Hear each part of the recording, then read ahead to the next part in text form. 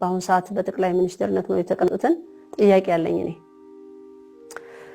እኔ የምለው ለሳቸው ያው አንቱ መባባል ግድ ይለናልና መከባበር ነው። ኢትዮጵያ ሰው ዘር መከባበር አለበት። እኔ እሳቸውን ጥያቄ የማቀርበው የኢትዮጵያን ሕዝብ ወዳለሁ፣ ሀገሬን ወዳለሁ ብዙ ጊዜ ብለው የሚሉት ማለት ነው። እውነት የሚወዱና የሚያከብሩት ከሆነ እኔ ደግሞ አንድ ነገር አውቃለሁ። እርሶ ስልጣን ላይ የመጡት እኛ የኢትዮጵያ ሕዝብ ልንቀጣ እንደሆነ ነው ያወቅኩት። ገና መጀመሪያ ላይ እርሶ ስልጣን ላይ ሲመጡ መንፈስ ቅዱስ የገለጸልኝ ነው፣ ወላዲተ አምላክ የመሰከረችልኝ ነው። እርሶ ስልጣን ላይ ሲመጡ እኛ እየተቀጣን ወይም ለቅጣት እርሶ ለቅጣት እንደመጡ ነው ማቀው። ልንቀጣ እርሶ ኢትዮጵያን ወዳለሁ ህዝቡንም አከብራለሁ ብለው የሚሉ ከሆነ ከስልጣን ይውረዱልን። አዎ እንደው ይሄንን መስል ቀረጻ እንደሚያዩልኝም ተስፋ አለኝ።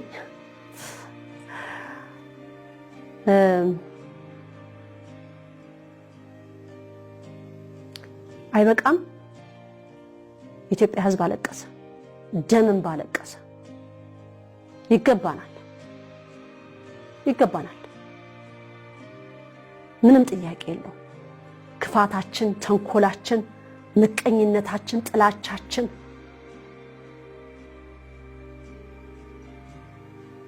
እውነት እርሶ የኢትዮጵያን ህዝብ የሚወዱ ከሆነ ሀገሪቷንም ይጨነቁላት ከሆነ እንዳልኩት እኔ እርሶ እየተቀጣን እንደሆነ ነው ማቀው። እርሶ ደግሞ ከእግዚአብሔር ጎን ነኝ እኔ ከእግዚአብሔር ነኝ ብለው የሚሉ ከሆነ መንፈስ ቅዱስ ይግለጽልዎት።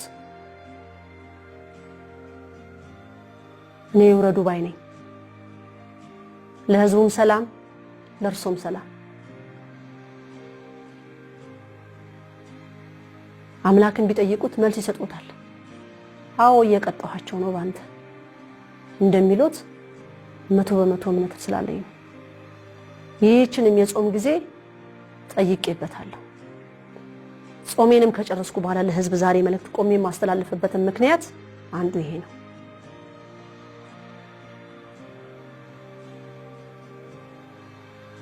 እየቀጣን ነው፣ በእርሶ እየቀጣን ነው። እርሶ ስልጣን ከያዙ ጊዜ ጀምሮ ለቅሶ ነው።